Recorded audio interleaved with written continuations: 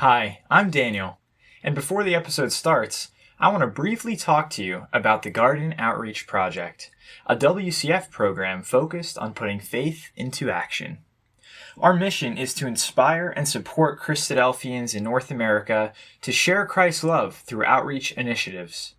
This is done by facilitating national and local outreach activities, supplying resources, and providing funds to help brothers and sisters serve those in need. For example, in 2020, over 40 ecclesial groups participated in our Bags of Love initiative, which saw over 800 sleeping bags distributed to shelters and those without a home. If you, your ecclesia, or CYC want to learn more and get involved with our latest initiative, please visit our website at www.thegardenoutreach.org. You can also follow us on Facebook and Instagram at The Garden Outreach for the latest news and encouragement. And now, here's the show.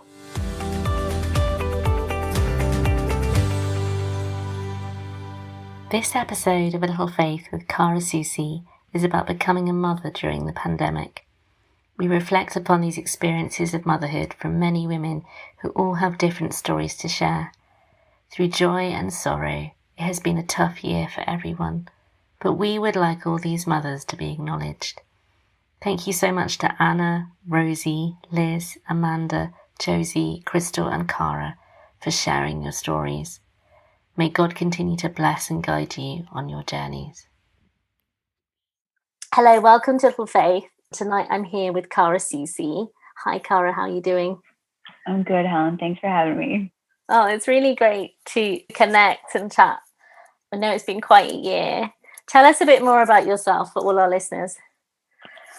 All right, what to say? So my name is Soucy, formerly Kara Stewart. So maybe some listeners might know me by Kara Stewart. I live now near Boston, about an hour south of Boston.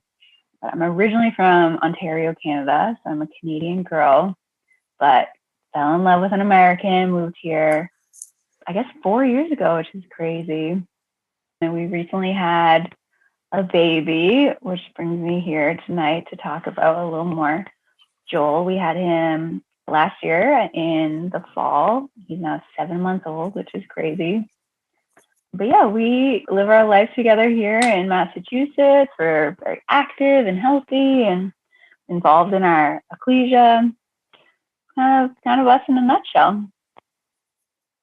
Thanks, Cara. So take us back a bit to like when you first found out you were pregnant. What month was that? So I found out a few days before my sister-in-law gave birth to her daughter, which was February 2nd, or 3rd, like so beginning. And at that point, had you heard anything about coronavirus? No, it was a little bit talked about on the news with stuff happening in China, but in typical sort of North American fashion, we're like, oh, that's over there, no worries. So it wasn't really I think we needed to think about at the time when I found out. But then as time went on, like once you had Joel, you were right in the middle of the pandemic. Yeah, so then it got really crazy once March hit. So a lot of changes. I was working at the time as a personal trainer, going to people's homes. So that was kind of my focus of like hiding my pregnancy from all of my clients. But then I had to quit my business because obviously I couldn't be traveling to people's homes. My husband, Nate, ended up working full-time from home. So we just like had a quick dramatic shift in the middle of March, sorry. And then in terms of the pregnancy, we kept getting like pretty crazy lockdowns, and Nate has some serious autoimmune condition, a blood condition. So we were like not even going to the grocery store at that point at the beginning. And then policies kept changing. I'm sure a lot of other moms who were pregnant in 2020, the hospitals just didn't know what was going on. So at the beginning, like I kept getting ultrasounds canceled because no one was doing ultrasounds. So my first couple ultrasounds got canceled. So that was a little concerning. And then, they weren't sure if Nate was going to be able to be in the hospital with me at all. Mm-hmm. So that was for probably a month or so, maybe 2 months. That was, all right, you need to prepare you'll likely have to deliver on your own, especially if you had to get a C-section, you'll have to be on your own. My sister also had a baby in 2020, and she had to be in the operating room alone. She wasn't allowed to have her husband. She lives in Ontario. Mm-hmm. So that was probably my biggest concern during it. But then it turned out Nate was able to be with me for the whole time. I ended up having a C-section, and the two of us just camped out in the hospital together for a week. And that was a concern. But on the other side of things, we just made the best of it. Nate and I just tried to make lockdown fun because it kept going and going. But yeah, things changed dramatically because all of a sudden I wasn't working. All of a sudden I didn't have my business. And then all of a sudden Nate and I were together like 24/7. So that was a bit of an adjustment, but turned out to be the best thing that could have happened for my pregnancy and then life as a new mom too. Yeah. Who were you allowed to see once you had Joel? What support did you have around you? So my mom was able to come down from Canada. And she came down 2 weeks ahead of my due date and quarantined at the time. We own a 2-family house, and we didn't have the apartment rented at the time, so she was able to quarantine in the apartment. And then Joel came a little early. Yeah, Joel came a little early, so she was here and fine. So, and then she stayed, I think, 4 weeks after he was born. Mm-hmm. So I was immensely grateful for that support. I think I would have been in a lot rougher shape if my mom hadn't made that commitment to come down here. Nate's family was a little in and out. His sister-in-law works as a PA. For any Canadian or probably UK listeners, the physician's assistant. Mm-hmm. So they're she's right below. She works for doctors, but she pretty well has a lot of the same rights and privileges that a doctor would have. So she was interacting with COVID patients daily. And she also, at the moment, lives with her family in my in-laws' house. So it wasn't always consistent when we could see them because she would have a confirmed case or she had treated someone so it was a lot of back and forth. They weren't very present in the beginning or really much at all last year. So yeah, it was my mom that was instrumental. I think the challenging thing is the rest of my family hasn't met Joel, and we're pretty fortunate to be in Massachusetts. A lot of the vaccines are manufactured here. It's pretty readily available. Life's getting back to normal at this point versus Ontario is straight up back in lockdown. So that's kind of a little tough. I haven't met my sister's son. She hasn't met Joel. My brother hasn't met Joel. We're hopeful that maybe Christmas time they're able to come. I'd love for them to come down here for a change of scenery. So yeah, I think that's been challenging. But my mom, shout out to my mom. What did you envision your life was going to be like becoming a parent for the first time, especially when you first got pregnant and before you knew that there were any dangers with the pandemic, for example? Oh, this is such a good question, Helen. To answer it, I need to give a short context that from probably about the age when I was about 10 to 21, I was working with kids. Every job I had, not every single job, but most jobs I had, I was a camp counselor. I taught swimming lessons for 6 years. I nannied for families. I babysat for families. My mom was a single mom. I was a parent to my siblings. So I was around kids constantly. I remember when I turned 22, I stopped teaching swimming lessons and got a job with my university. And I'm oh my goodness, I get to work with adults. I remember that to be a thought. So with that, I have a lot of experience with kids, love kids and always have envisioned being a parent, God willing, one day. But I never had experience with infants to 2 years old. Mm-hmm. So when I was pregnant, regardless of it being a pandemic, I think it would have been the same. Without the pandemic, it was kind of just a empty void of I don't know what this is going to be about. And I expected that I'd want to read everything and know everything. But when I was pregnant, I sort of chose, or reading anything would stress me out. Nate probably read more than I did. you know what, I just got to wait till I get there. So yeah, it didn't really allow myself to have a vision. I just was comfortable in a space of, I don't know what it's going to be like, but I'm going to embrace it when it gets there. And I just tried to block out all the noise that first time expecting moms get from either other people or the internet or books, or it just becomes overwhelming. So I just try to be like, all right, let's just figure it out when we get there. Yeah, I mean, it's gone from really one extreme to the other, where expectant mothers can be like overwhelmed but with all these voices, and you can even get a lot of voices in your ecclesia, can't you? Like, as well. Then the isolation of lockdown. So let's explore that a bit. We reached out to some people who've also become some first-time mothers, second, third, fourth, over the pandemic, but mostly first-time mothers. And lots of people came back to us, which has been really lovely. This extract from what Elisabeth Miles in Aylesbury, UK. This is what Liz had to say.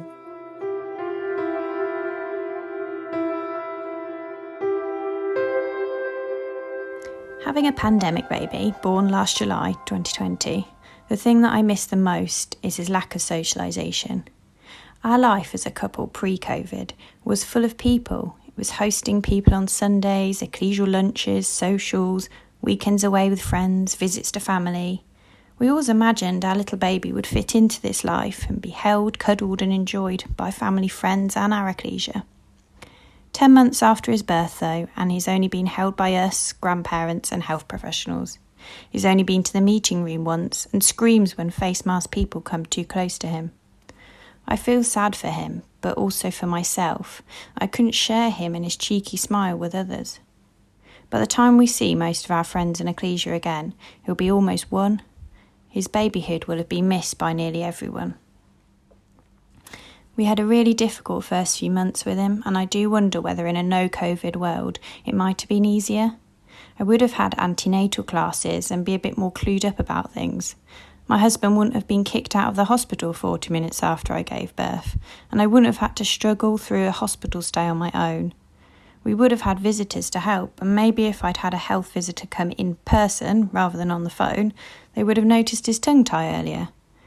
All these things are what-ifs though, and I'm sure that if life was normal, there would have been different challenges, probably too many visitors for a start. There are positives to the situation, and I was thankful for the restful third trimester of pregnancy I had, furloughed and locked down in a beautiful sunny spring.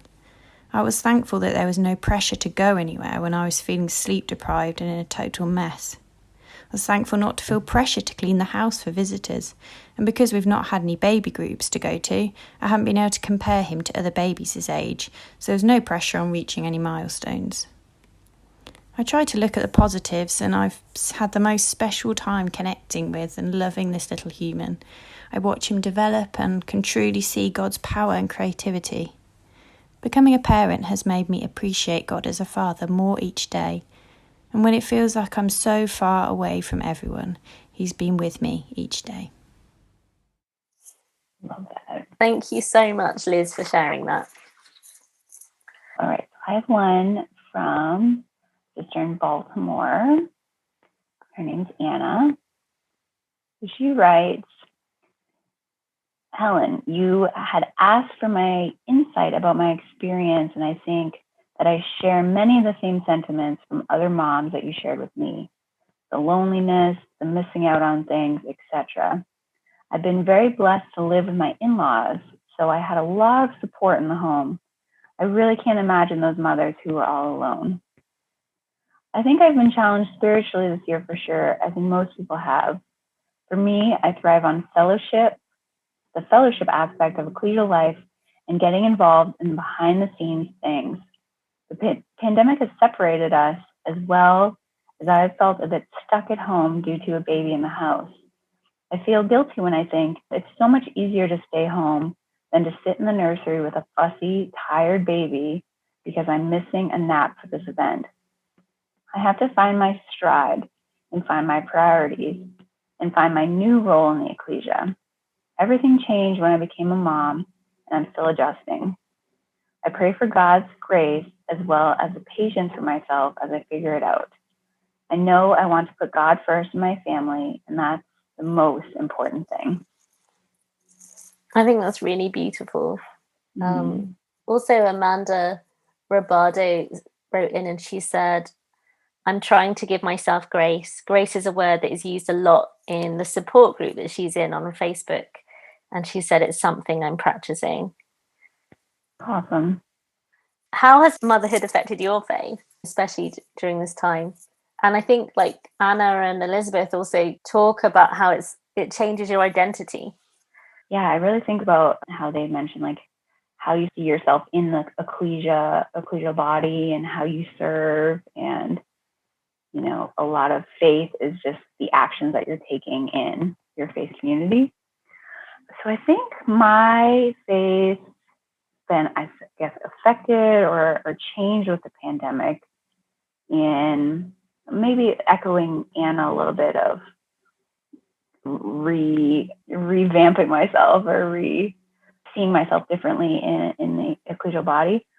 So one way that Nate and I were very active in serving was we would have like youth events at our home all the time, and really felt like we were being called to bring together the New England youth to help enhance their faith. So once COVID happened, obviously we were not able to host, and that's something him and I very much like, we work well together, and we were actively doing that to serve in our community. So that sort of went away, and I think the challenge with faith for myself was, okay, I'm not doing that anymore. Then what am I doing? And now I'm in lockdown. I'm at home all the time. How can I still be serving and combating just like this focus on self? So a few things that I did that I think helped me move through that constructively was choosing to do other things. My pandemic projects, so to speak, or pandemic into Joel being a baby, another young sister and I redid the nursery Sunday school room at our ecclesia, which probably hadn't been touched since like I don't know if ever, like really bad shape, disgusting if we're being honest. Like walls looked like smokers had been in there, like just really not great. So putting my heart and soul into that space really, I think, invigorated my faith in serving the ecclesia in a different way that I hadn't really thought of before, and spending time with that sister as well.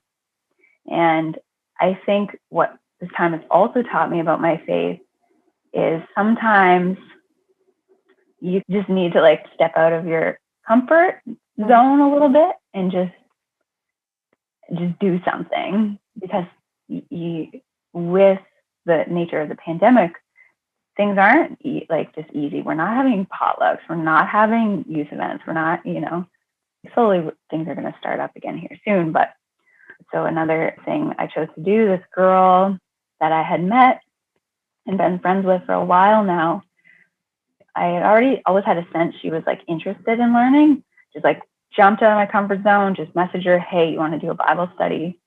And I think prior to the pandemic, like, I don't know, like that wasn't something I had ever really done.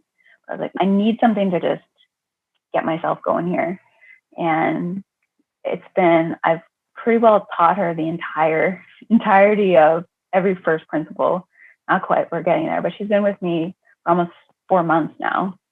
And that was the spur to do that, was because the circumstances had changed. So I think, this pandemic or this time has actually affected me in a very positive way, because it's challenged me to look at faith differently, and it's challenged me to approach things differently and step out of my comfort zone a little bit and seek opportunities to serve, rather than just be used to things just falling into my lap of, okay, this is what I'm doing. I'm helping with dishes after a potluck or whatever.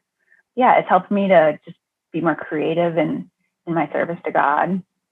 So I think it's been had a positive impact on my faith.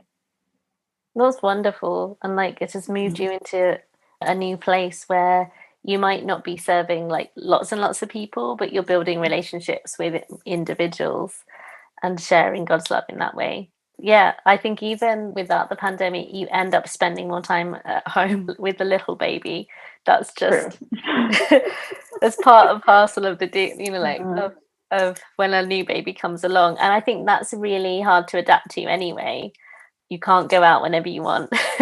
You can't see all the people that you want anyway. You're quite social, so how have you navigated that as well? Like, have there been times where you felt isolated or lonely?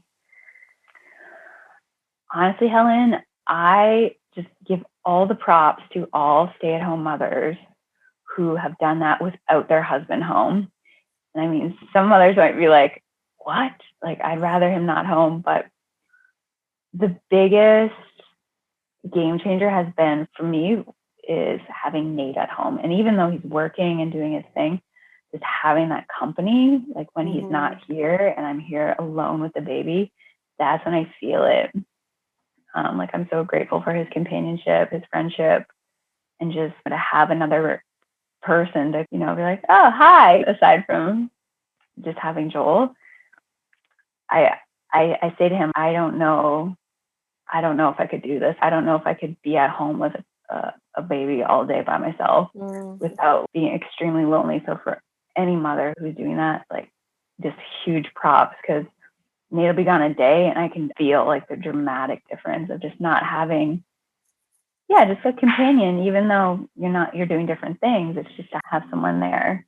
Yeah. So I have been fortunate that I haven't really felt that aside from the days that he's away.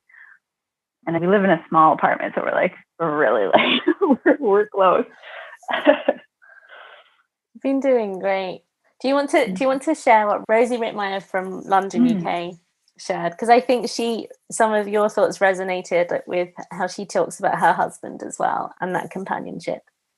Yeah, absolutely. But also how things were challenging because without the support of other women, especially other mothers. Definitely. All right, so Rosie is from London in the UK, and she writes, the first lockdown started the day I left work for maternity leave. Everything felt quite up in the air, and despite being a nurse, it was hard to know what to expect. I focused on practicalities, stocking up, packing hospital bags, cleaning. It had already occurred to me that my maternity leave was going to be significantly affected, but I had no idea it was going to be a whole year and beyond. Our hospital is fantastic, and although there were restrictions, Joel was allowed to stay as we had a side room, which I was grateful for, as I had to have a C-section. Yes, same with me.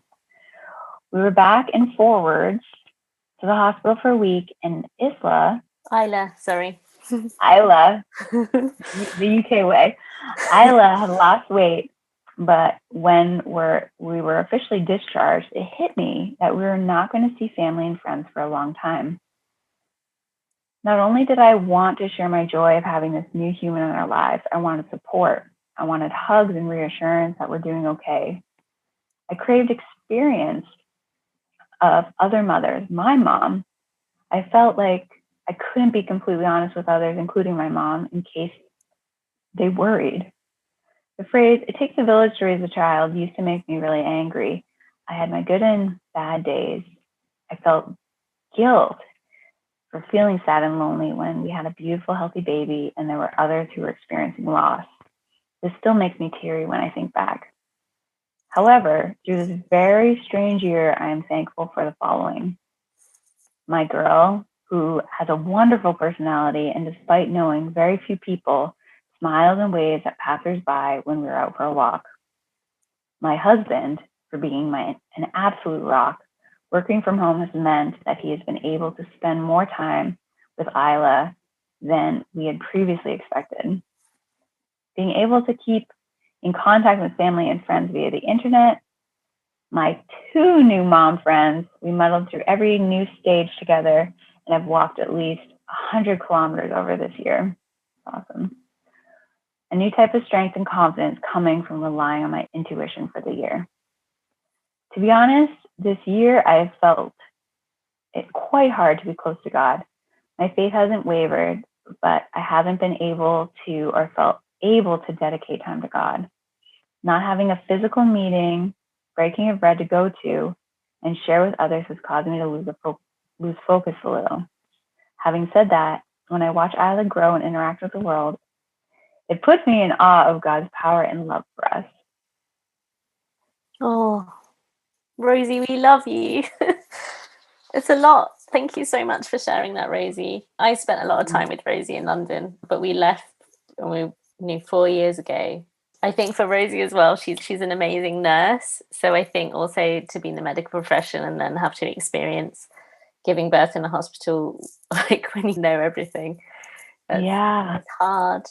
Yeah, my sister is a medic, a paramedic. And I asked her once, I was like, is it helpful, like when the kids are sick or get hurt, like that you're a paramedic? She's like, yeah, sometimes it is and sometimes it's not. So for Rosie, like I can imagine like helpful to know all this stuff, but it's also sometimes probably not helpful. Or in that instance, it wasn't. Did any of her story resonate with you? How many other babies has JJ met? Slow but sure, like a couple neighbor babies, his cousin.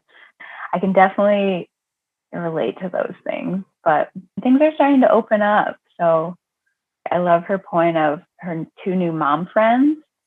I've gotten close with a couple of my neighbors, and it really does make a difference just having a few people you can go walking with or whatever. You don't need a ton, just like a few people will be like, yeah, I get it. Today, like that aspect of motherhood is hard, or, I'm there too. Nice to have that relatability. Yeah, I really appreciated the support that I had from my other mum friends at my ecclesia when I had my first baby. Many of them were having second or third babies, so they were a little bit more relaxed about having a baby. And I think that spending time with them, we used to go to our ecclesia hall every Friday for what we called lunch club, and to distract ourselves from the blur of motherhood, we'd cook. We'd go through different cookbooks and try different stuff, and we'd cook it in advance and bring it. But that was meeting every Friday with my sisters and mother, and actually older mothers came along who had children in school or whatever, but spent time with us. So they were like auntie and grandma figures, and I think that was the highlight of my week.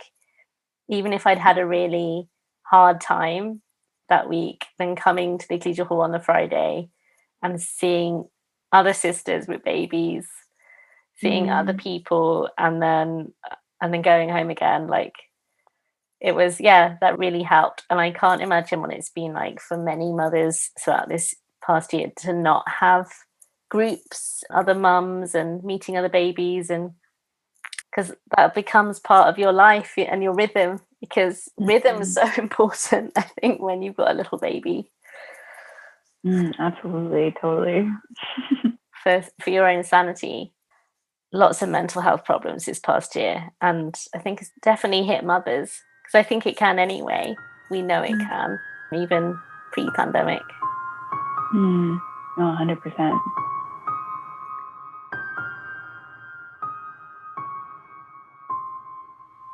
This message comes from Josie Walker in Virginia.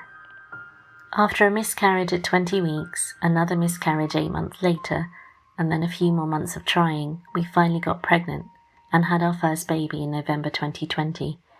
The circumstances of the pandemic made having a baby easier in some ways.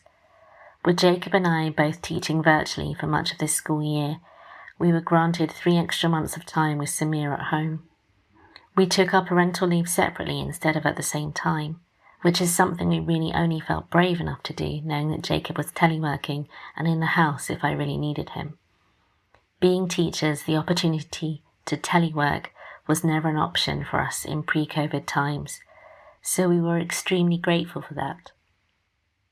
By the time we both returned in person to work and started bringing Samir to my parents for daycare, he was 6 months old. The original plan was to do this at 3 months.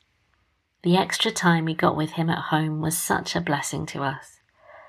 For me, my biggest struggles with mental health and my faith happened in the year before the pandemic and throughout the time I was pregnant with Samir. I was riddled with anxiety about whether I would ever be able to carry a pregnancy full term. Having a healthy 8-pound 5-ounce baby in November and spending these last 6 months with him, I have felt happier and closer to God than ever before.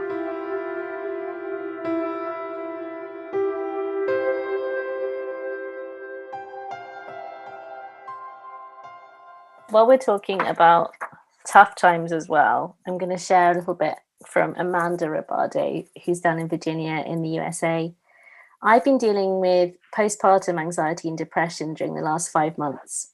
I don't know what it's like to be pregnant when I could actually go places and not be afraid of a virus. Like I said, my parents have not met Owen yet, and it breaks my heart.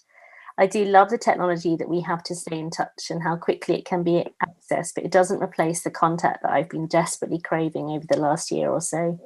Human contact is important, especially with family and friends and believers. We were able to keep our little ones safe from the virus, but felt more isolated as a result. I've suffered also from PTSD as his birth was traumatic and been trying to cope and come to terms with that also.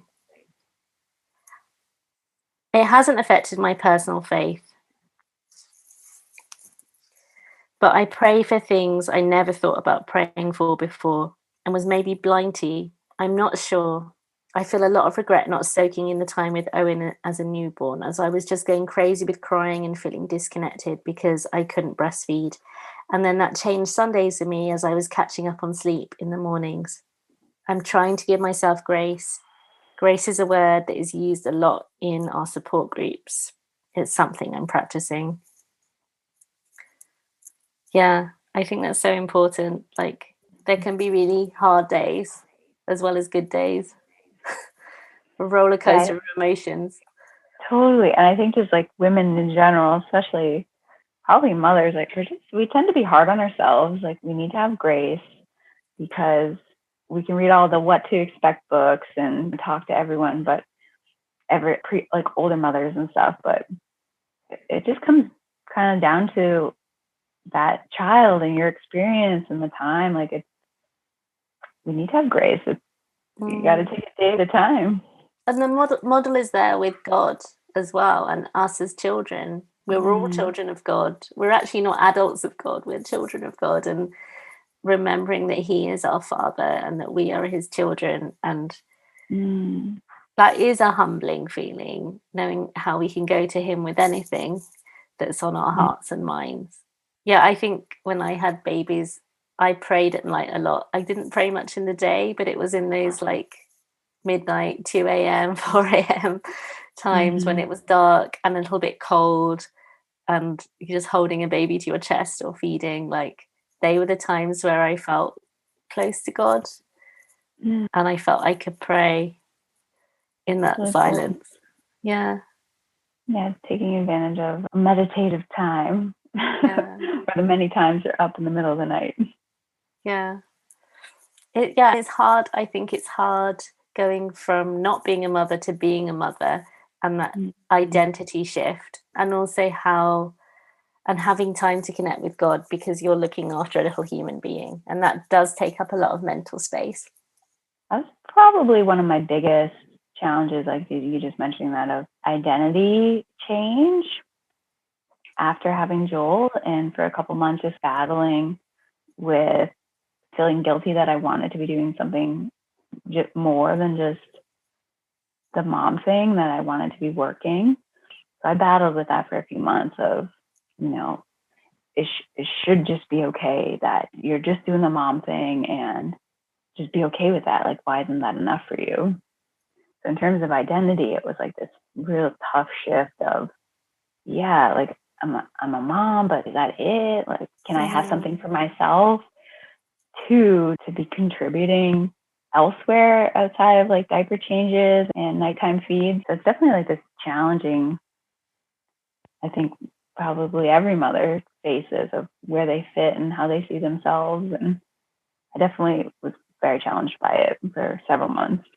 Yeah, I was, and I think I still am, as my children grow and change and I grow and change with them. I've been thinking a lot about where we place our values. Like, we can place our value in our work, for example, and that gives us a sense of identity and belonging and value. And then when we lose a job or we don't have a job, then we feel a great loss. And I think that can also compare to, like, you've got a new job now as a mother. It's a very different job from any other job that anyone has ever done before. and taking that shift of like, this is my job now, I'm a mum, I'm meant to do these things, I'm meant to care for this little human being and show them love. And I think in your work you can be very good at things like, but when you first become a mum, like it's your beginner again, it's like learning to drive. And that is such a humbling experience. And I think that really is the time where we have to give ourselves grace and ask for God's grace for forgiveness and to forgive ourselves. Yeah, definitely. I think too, it's tough, or I can speak for myself of with motherhood, there's not really, certainly there's a lot of like things that are rewarding like daily, but there's not really any sort of way to really measure like how you're doing, or for someone to be like, hey, great, or like you completed that. Oh, you completed 3 diaper changes today. Fantastic. And that's like super simplifying it. But like when you're in a job, you complete tasks that impact like the overall operation of something, and you have someone, hey, thanks for doing that, whatever. Yeah. Whereas in motherhood, you don't really have that. You know, and I'm grateful for Nate. He's so encouraging and present as a dad. I would be in tougher shape because without him, because I need the sense of kind of reassurance or just like words of affirmation. Yeah. Right. Like verbal feedback. That's like words of affirmation, my love language. So it's really tough when you're just like, I don't know, as a new mom, you're like, I don't really know what I'm doing. Yeah. I don't know if I'm doing a good job. And left to my own mind without any external feedback is not always the most helpful thing.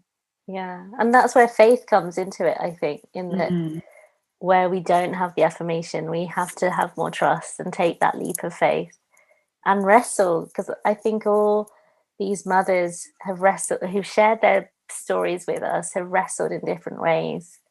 I'm going to read from Crystal in, is it Saskatchewan? Saskatchewan, yeah. Crystal from Saskatchewan in Canada. She had her 4th baby, and she said facing this without faith of God's control would have been terrifying, but it really is such a reassurance to know that no matter what happens, our times are in his hands and all things happen for a reason. Yeah. Wow. I really liked that. She said that even though things were nerve-wracking, it was less nerve-wracking because it wasn't her first baby. And she said that if it had been her first baby, it would have been really challenging.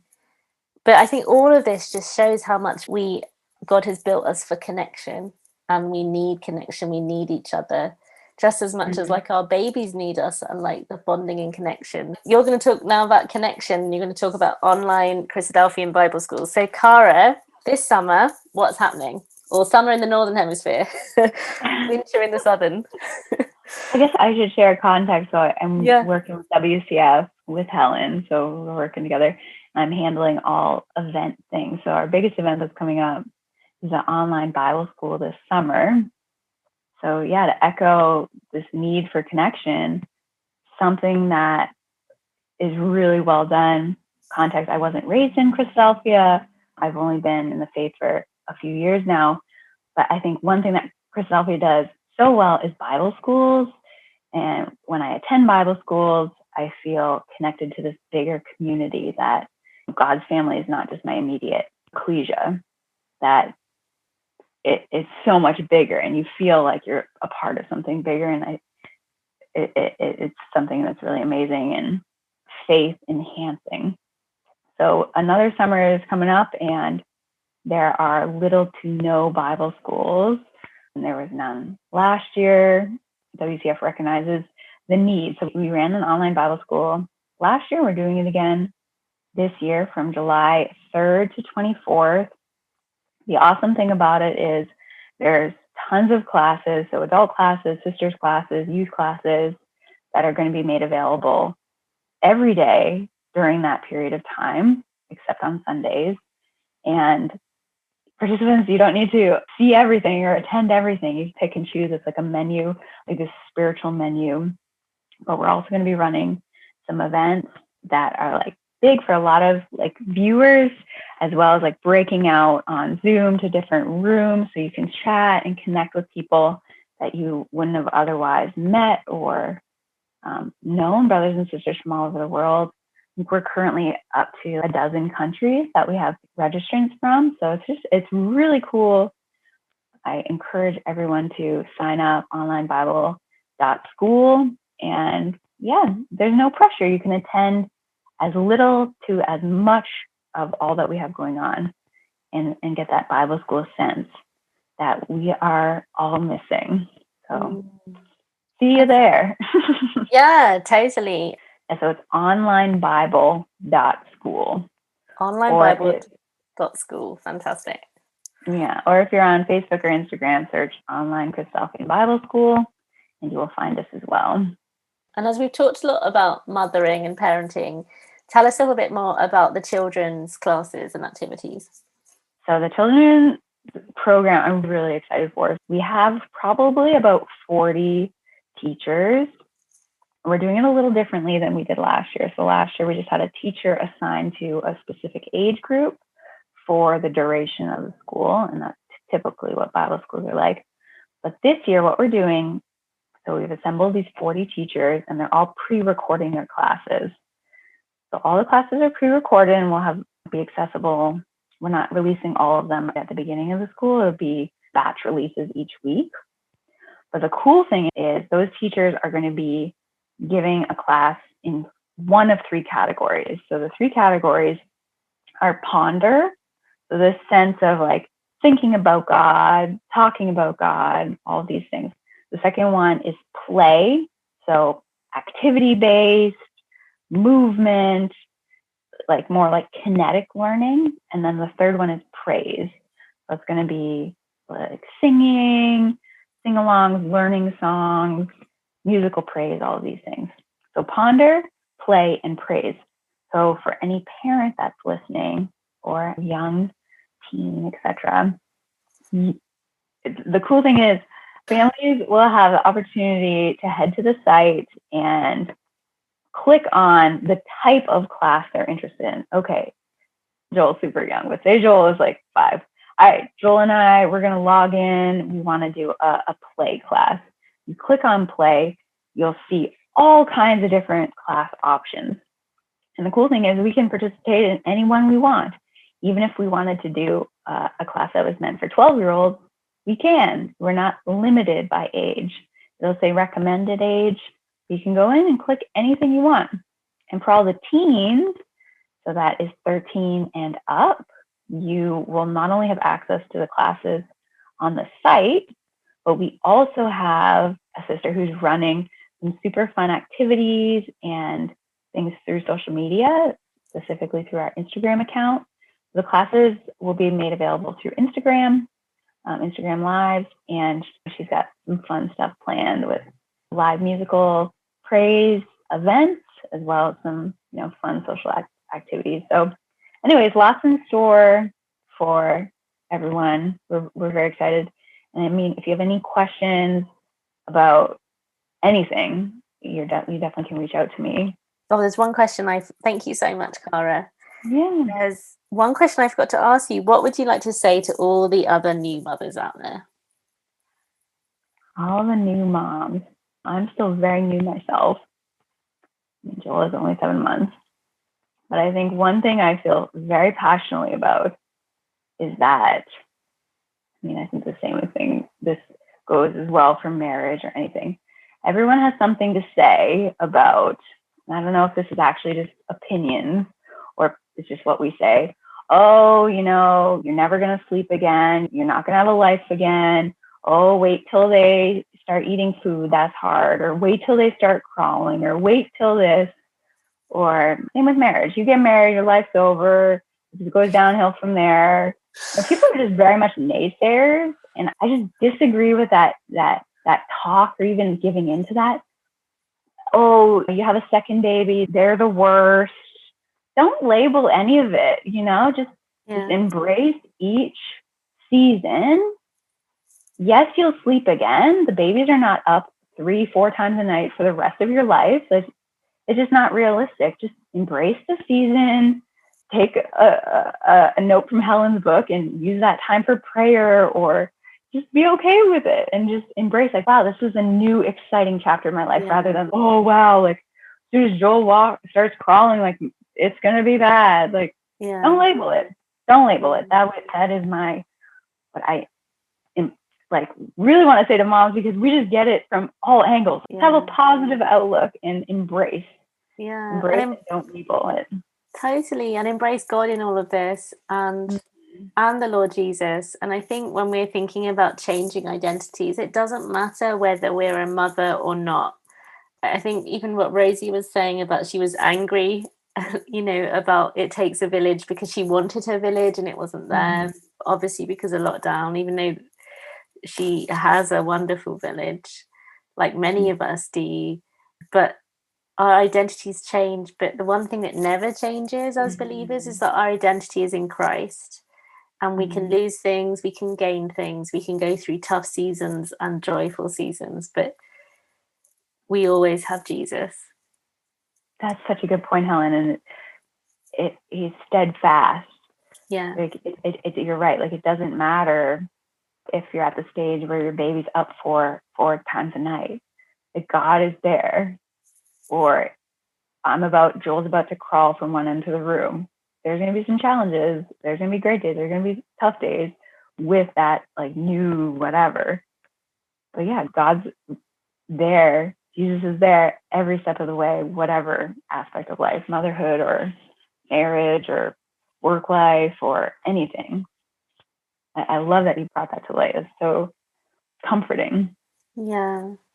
Thank you so much, Cara. And I would like to say a big thank you to all the mums who wrote in to us. And if you didn't manage to write to us and you want to write something that would be featured on our blog, or you just want to share your story with us personally, or even if you want to connect with other Christadelphian mums who've had a baby during the pandemic, if you're feeling isolated and lonely and you'd love to, like, connect with each other, get in touch with us and we'll get you in touch with each other. We just want to remind you that you are loved and you are valued, and that we have a God that loves us very much. Thank you.